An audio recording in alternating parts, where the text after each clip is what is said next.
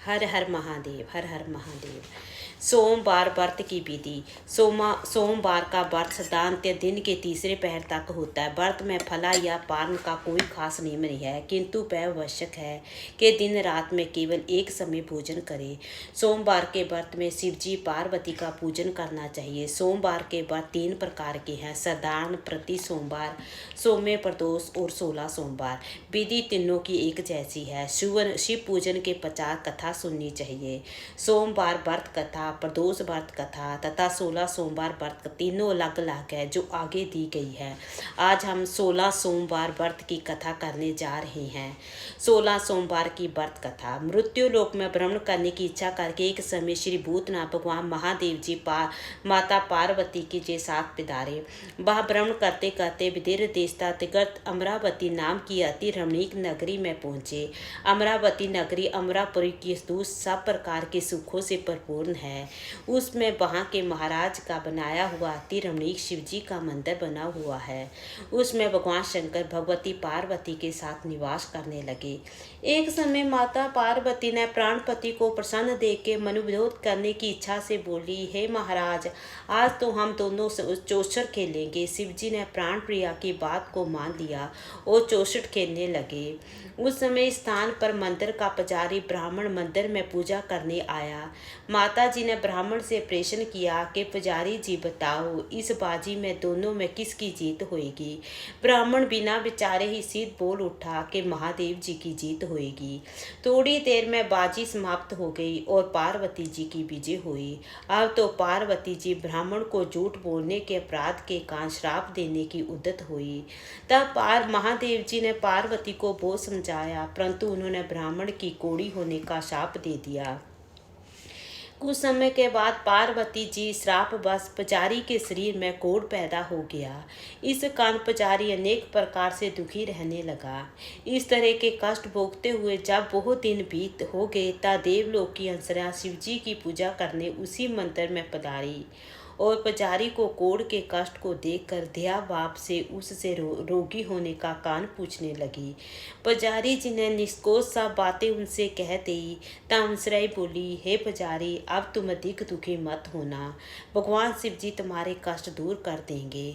तुम सब व्रतों में श्रेष्ठ और सोमवार का व्रत भक्ति भाव से किया करो। पुजारी जी ने अंसरों के साथ जोड़कर विनय भाव से 16 सोमवार व्रत की विधि पूछने लगा। अंसरा बोली कि जिस दिन सोमवार हो उस दिन भक्ति के साथ व्रत करे, स्वस्थ वस्त्र पहने, आधा सेर गेहूं का आटा ले, उसके 3 अंगा बनाए और घी गुड़ दीप निवेद पूंगी फल बेल पत्थर जनेऊ जोड़ा चंदन यशत पुष्प आदि के द्वारा प्रदोष काल में भगवान शंकर का विधि से पूजन करे। तत्पश्चात अंगों में से एक शिवजी को अर्पण करे, बाकी 2 को शिवजी का प्रसाद समझकर अवशिष्ट जनों में बांट दे और आप भी प्रसाद पावे।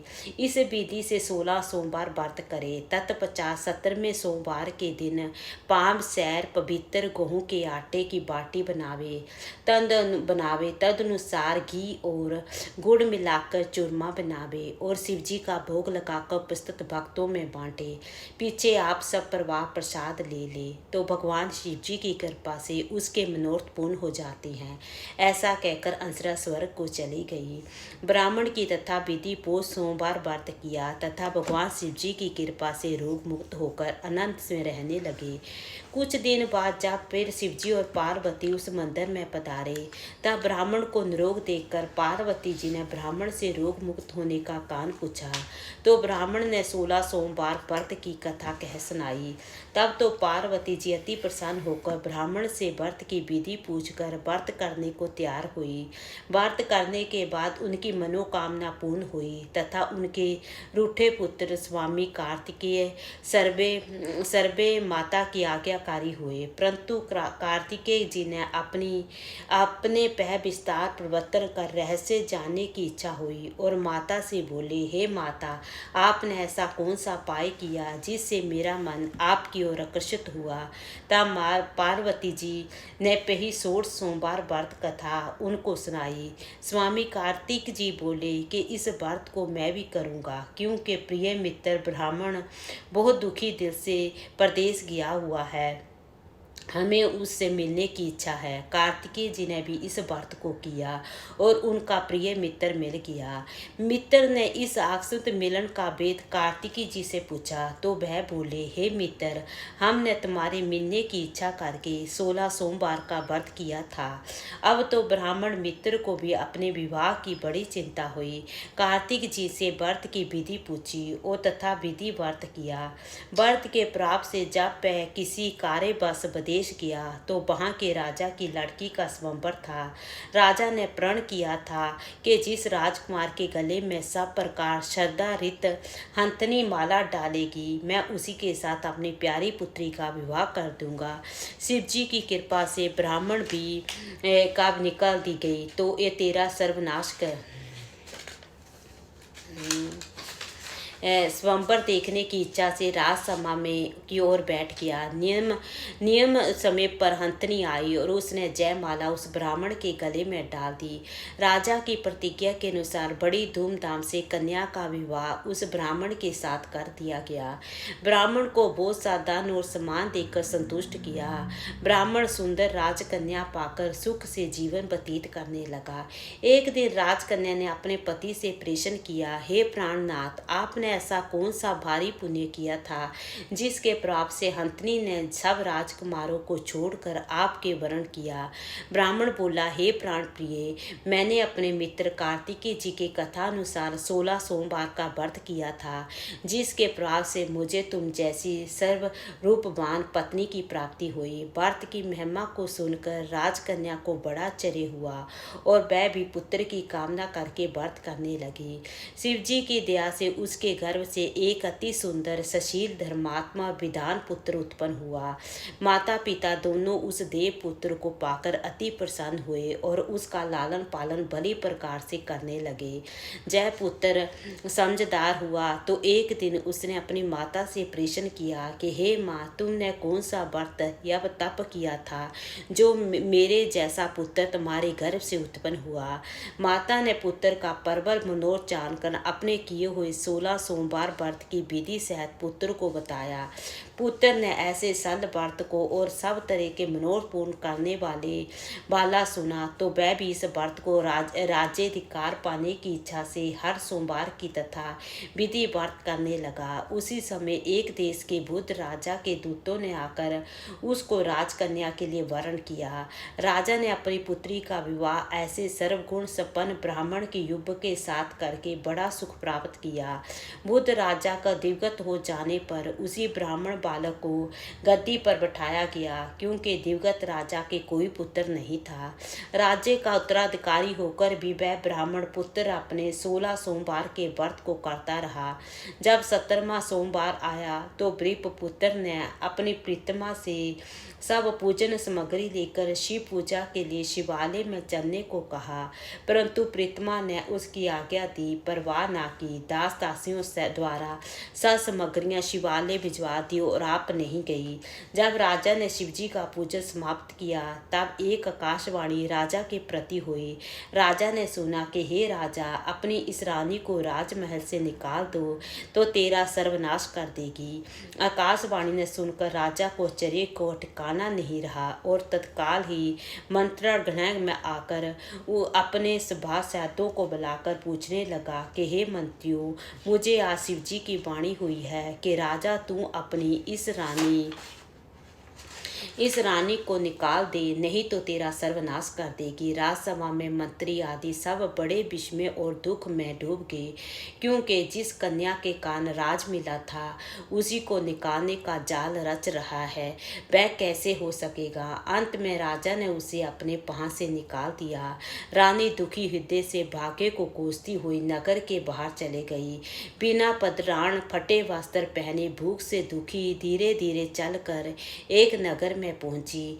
वहां एक बुढ़िया सूत काट कर बेचने को जाती थी। रानी के करुण दशा देखकर बोली, चल तू मेरा सूत बिकवा दे, मैं वृद्ध हूँ, बाप नहीं जानती। ऐसी बात बुढ़िया को सुन रानी ने बुढ़िया के सिर में सूत की गठरी उतार कर अपने सिर पर रख ली। थोड़ी देर बाद आंधी आई और बुढ़िया का सूत पोटली के साथ उड़ गया। बेचारी बुढ़िया पछताती रह गई और रानी को अपने साथ से दूर रहने का कह दिया। अब रानी एक तेली के घर गई तो तेली के सब मटके शिवजी के प्रकोप के कारण उसी समय चटक गए। ऐसी दशा देखकर तेली ने रानी को अपने घर से निकाल दिया। इस प्रकार रानी अत्यंत दुखी पाती हुई एक नदी के तट पर गई तो नदी के समस्त जल सूख गया। तत्पश्चात रानी एक वन में गई। वहां जाकर सरोवर में सीढ़ी में उतरकर पानी पीने को गई। उसके हाथ का जल में स्पर्श होते ही सरोवर का नील कमल के समान जल असंख्य कीड़ा में गंदा हो गया। रानी ने बागे और दोष रोपण करते हुए उस जल को भी पीकर पेड़ के शीतल छाया में विश्राम करने चाहा। वह रानी जिस पेड़ के नीचे जाती उस पेड़ के पत्ते तत्काल ही गिर जाते। वन और सरोवर जल की ऐसी दशा देखकर गौ चराते ग्वालों ने अपनी गुसाई जी से, जो उस जंगल में स्थित मंदिर में पंजारी थे, वह बात बताई। गुसाई जी के आदेश अनुसार ग्वालों ने रानी को पकड़कर गुसाई के पास ले गए। रानी की मुख कांति और शरीर शोभा देख गुसाई जान के वैश्य ही कोई विधि की गति की मारी कुलीन क्षत्रिय है। ऐसा सोचकर पुजारी जी ने रानी से कहा, हे पुत्री, मैं तुमको अपनी पुत्री के समान रखूंगा। तुम मेरे आश्रम में ही रहो, मैं तुमको किसी प्रकार का कष्ट नहीं दूंगा। गुसाई ऐसे वचन सुनकर रानी को धीरज हुआ और आश्रम में रहने लगी। परंतु आश्रम में रानी जो भोजन बनाती उसमें कीड़े पड़ जाते, जल भर के लाती उसमें कीड़े पड़ जाते। अब तो गुसाई जी भी दुखी हुए और रानी से बोले कि हे बेटी, तुम्हारे ऊपर कौन सा देवता का कोप है जिससे तुम्हारी ऐसी दशा हुई। पुजारी की बात सुन रानी ने शिवजी महाराज के पूजन का विस्तार करने की कथा सुनाई तो पुजारी शिवजी महाराज के अनेक प्रकार से स्तुति करते हुए रानी से बोले कि हे देवी, तुम सब मनोरथों को पूर्ण करने वाले 16 सोमवार व्रत को करो, उसके प्रभाव से अपने कष्ट से मुक्त हो सकेगी। गुसाई की बात सुनकर रानी ने 16 सोमवार व्रत की विधिवत संपन्न किया और 17वें सोमवार का पूजन के प्रभाव से राजा के हृदय में विचार उत्पन्न हुआ कि रानी को गए बहुत समय व्यतीत हो गया, ना जाने पे कहाँ कहाँ भटकती होगी, ढूंढना चाहिए। वह सोचकर रानी को तलाश करने के लिए चारों दिशाओं में दूत भेजो। वह दूत रानी को देखते हुए पुजारी के आश्रम में पहुंचे। वहां रानी को पाकर पुजारी जी से रानी को मांगने लगे, परंतु पुजारी ने उनको मना कर दिया। तो दूत चुपचाप बैठे और आकर महाराज के सम्मुख रानी का पता बतलाया। रानी का पता पाकर राजा सर्वे पुजारी के आश्रम में गए और पुजारी से प्रार्थना करने लगे कि महाराज, जो देवी जी आपके आश्रम में रहती है वह मेरी पत्नी है। शिवजी की कोप से मैंने इसे त्याग दिया था, अब इस पर शिव का प्रकोप शांत हो गया, इसीलिए मैं इन्हें लेने को आया हूँ।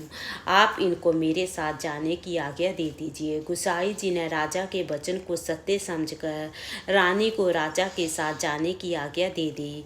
गुसाई की आज्ञा पाकर रानी प्रसन्न होकर राजा के साथ महल में आई। नगर में अनेक प्रकार के बदामे बजने लगे। नगर निवासियों ने नगर के दरवाजे पर नगर को तोन बंधन वारों से विविध विधि से सजाया। घर में जंगल मंगल गान होने लगे।